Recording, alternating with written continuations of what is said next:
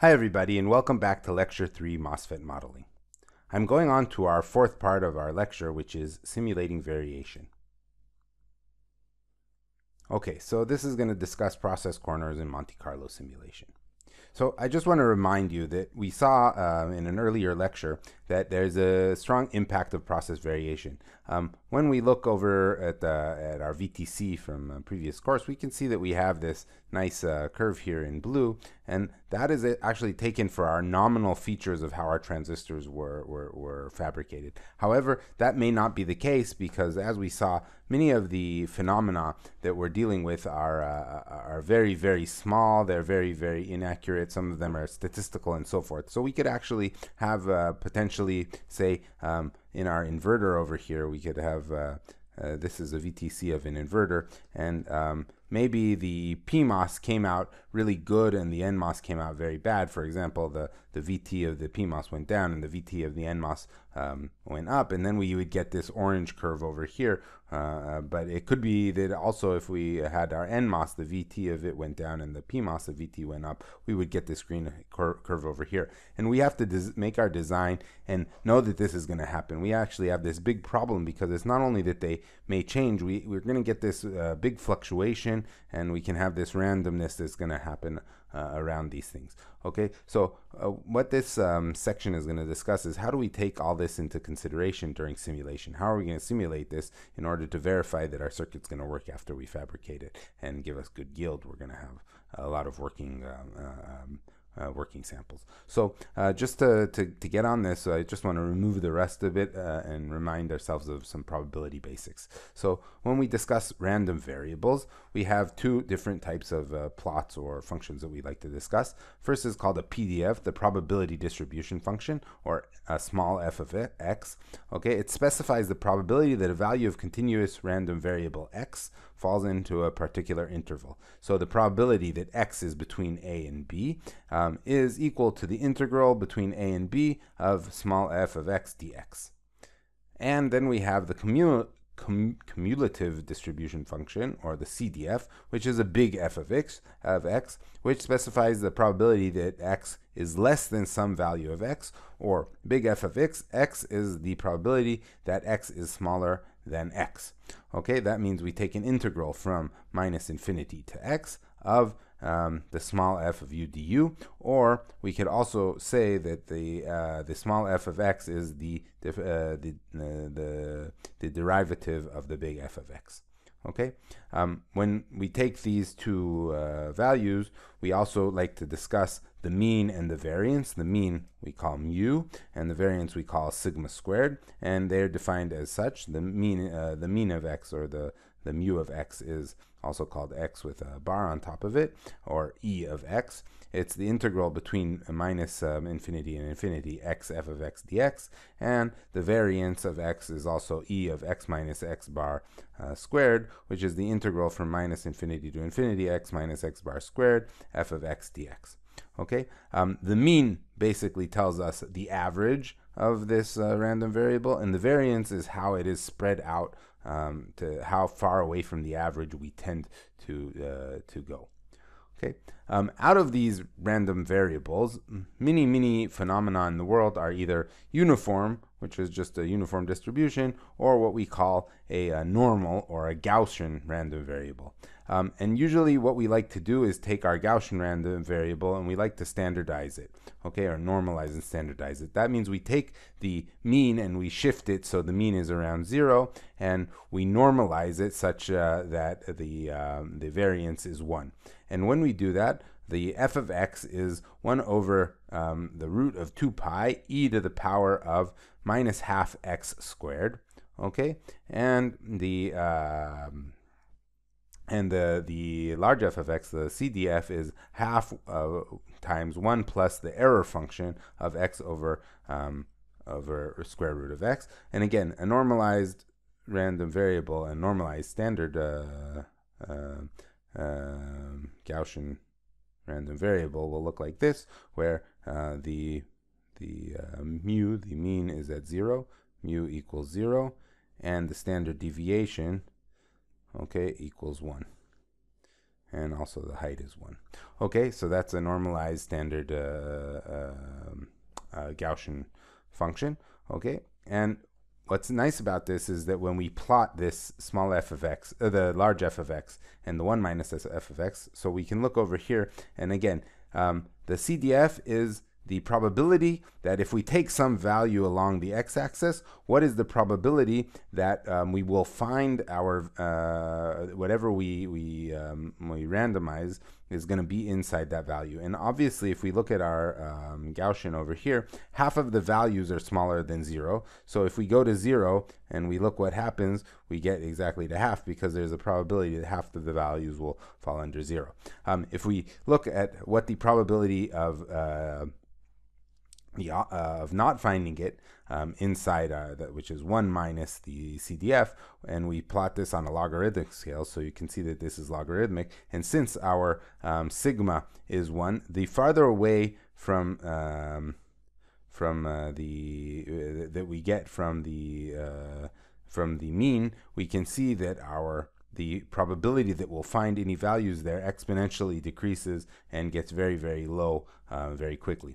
We usually can just remember a few values over here, and so looking at this table, we usually say how far away from the mean we are if we're in sigmas. So if we're 3 sigma away from the mean, there's a 99.8% chance that our value is going to be found inside our distribution. Okay, and if we go 6 sigmas away, only 1 in a billion will be found outside. So if again we look at this standard deviation, if we and this is sigma, if we go 3 sigmas away over here, so this would be 3 sigma, we're going to have a 99.8% chance that our value is somewhere in here. And if we go 6 sigma away somewhere over here, 6 sigma, that means we went over to 6, we're going to have only 1 in a billion will fall somewhere outside this area. Okay, and that's very important in different things we're going to do. Okay, so that was a bit reminder about probability, and now we can discuss our variation modeling. So we have, first of all, what we call global variation, which we discussed previously. And when we are modeling global variation, we do something called process corners. Okay, so the assumption of global variation that if a certain process step is skewed, in other words, it's not what we wanted it to be, it's not at its nominal state, the entire chip is going to be affected equivalently. Let's say we had some machine that was doing implant of VT, and it was implanting too few it was implanted at the wrong setting, and it was too low or too high. It's going to affect the whole chip equivalently. Okay, so these are corner cases of fabrication. We're going to say, what is if we go 3 sigma from the mean? So we're going to go where 99.8% are going to be either higher or lower than the value that we assume. For example, if we're making VT and our VT was supposed to be 500 millivolts, and we say that 3 sigma, and we see the 3 sigma from the VT from the mean of 500 millivolts is going to be, say, 550 millivolts, then we know that 99.8% of the transistors of the chips that are going to be fabricated are going to have a VT that's going to be lower than 550 millivolts in that case. Okay, and we define this as a corner case. We also assume that the voltage and the temperature are globally affected. So a process corner is the tuplet of P, which is for process, how the transistors were made. Okay, that's process. V, which is the voltage, and T, which is the temperature.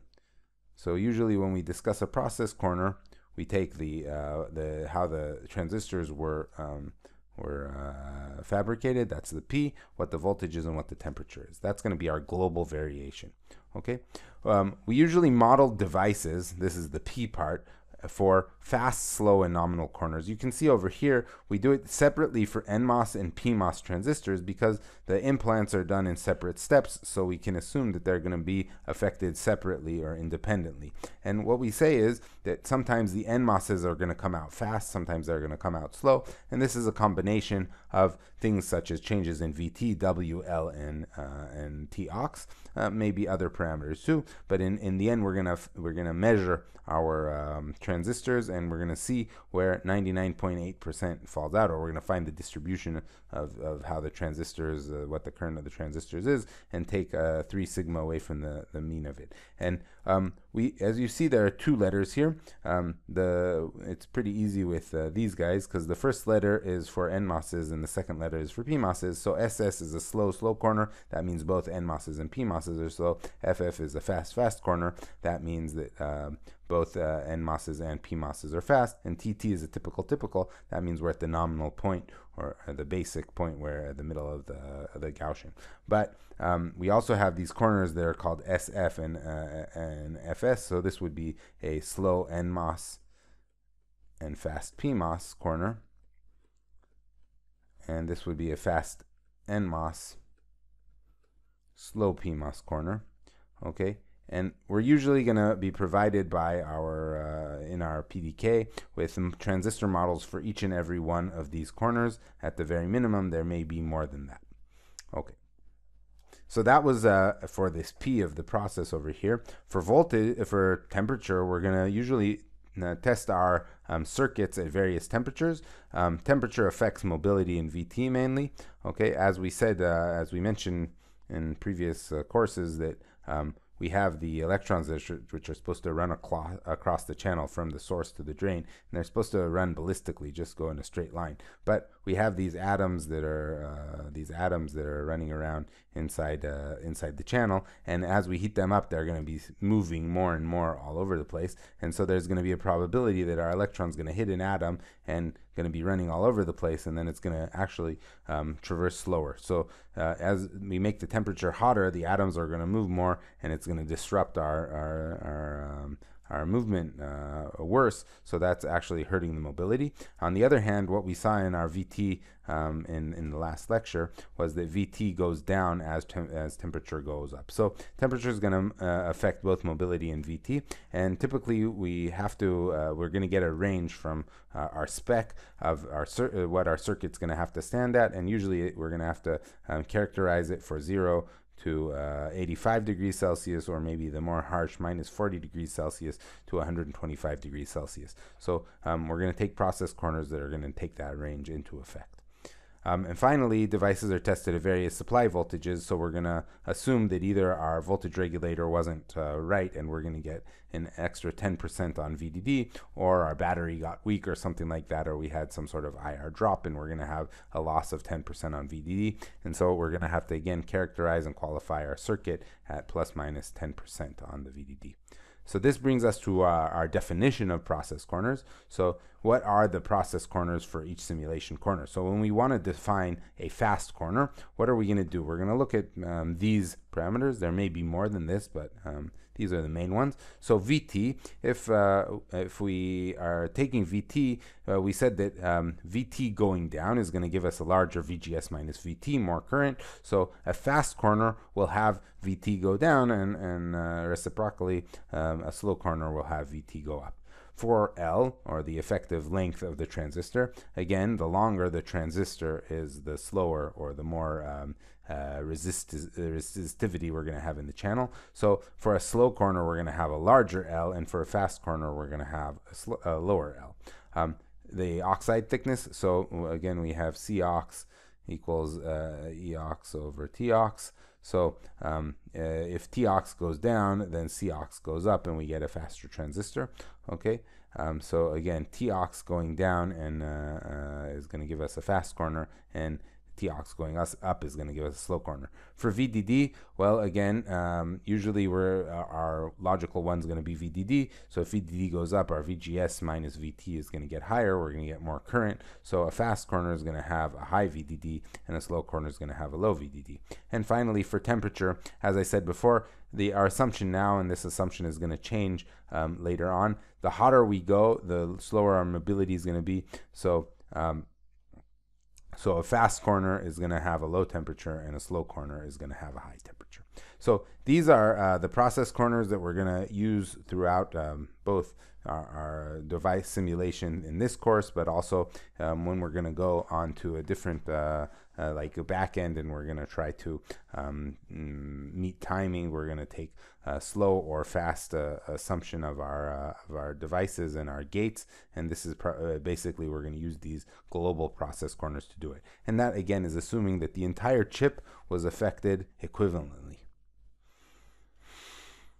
However, we saw that there's also something that's called local variation, where we're going to have parameters. In fact, almost everything is affected by local variation, but especially things like RDF, like random doping fluctuations. There's going to be some randomness even between two devices that are right next to each other.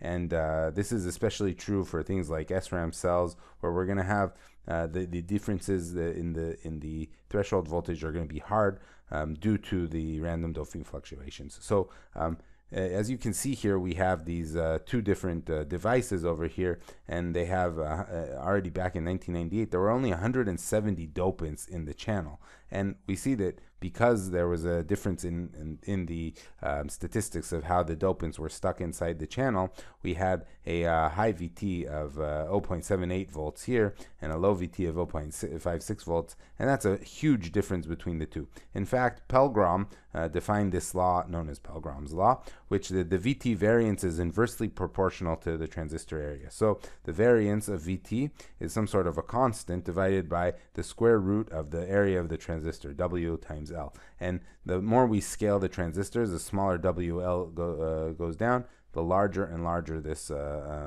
this variance goes up, and that means we're going to have these huge differences between VT, and that's a really bad thing.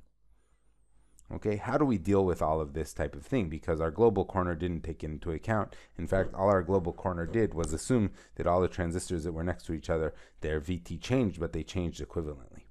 Okay, so for that we have what's known as Monte Carlo simulation. So basically Monte Carlo is a place where there are famous casinos, and so we're going to go to the casino and roll the dice for each of these mini parameters that can be randomly distributed, and we're going to choose a certain value for a parameter that the probability of reaching each value is going to be according to the random distribution of it. We're going to choose a value for each parameter in one simulation, set our model according to the values that we rolled our dice and got, and run a simulation. That's one simulation. We're going to have to repeat this many times with different values that we rolled our dice for the different values. And so that's called, again, Monte Carlo simulation. It's a very popular statistical type of a modeling tool, and it's used here to do this.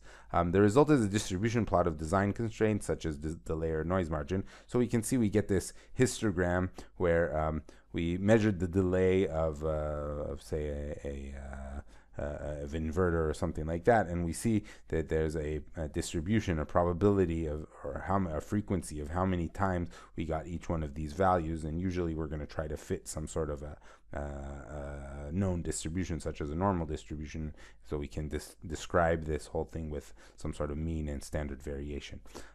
We can also see if we take a transistor and plot Monte Carlo simulations of what the VT is and what the delay is, we can get these big scatter plots around these things.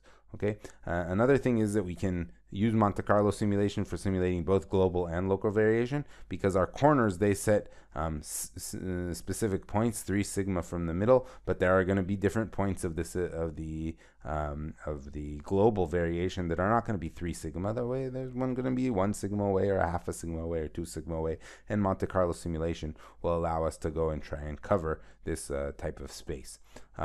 Okay, so Monte Carlo simulation is a very popular tool for doing this. So a last thing here about this subject is how are we going to basically plot our threshold voltage variation? And the answer is, again, taking into account what we've discussed in the last few sections of this lecture. So as we saw, we had this operating point, or our OP type of function that was going to show us what VT was. So we did this OP VT was VT lin, for example, was going to give us the VT lin measurement of our transistor.